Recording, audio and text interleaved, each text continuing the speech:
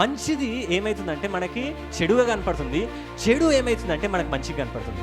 అవ్వకి ఆ మంచి చెడుని జ్ఞానం ఇచ్చే వృక్షం ఏదైతే పండు తినొద్దో అది మంచిగా కనపడ్డదంట, రమ్యంగా కనపడ్డదని రాసింది బైబిల్లో. కానీ బైబిల్ దానికంటే ముందుంది, దేవుడు అన్ని చెట్లు అన్ని పండ్లు రమ్యంగానే వేసింది. ఇవన్నీ ఆమెకు కనపడలే, కానీ ఇది ఒక్కటి ఆమెకు కనపడ్డది. దానివల్ల పాపం వచ్చింది, మరణం వచ్చింది.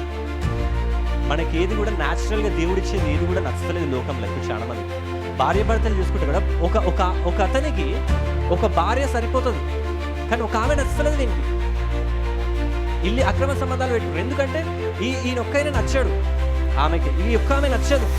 దేవుడు భార్య భర్తలు జతపరిచినాక ఈ జతపరిచిన ఈ భార్య ఈ భర్త నచ్చదు. కానీ వేరేటోళ్ళు వాళ్ళు మాట్లాడితే అబ్బా ఎంత మంచిగా వీడు మాట్లాడతారు, వేరే అమ్మాయిలు మాట్లాడితే అబ్బా ఎంత మంచిగా మాట్లాడుతున్నావు, నీ మాటలు ఏంటంటే నాకు మంచి సంతోషంగా మాట్లాడితే నువ్వు మాట్లాడదు.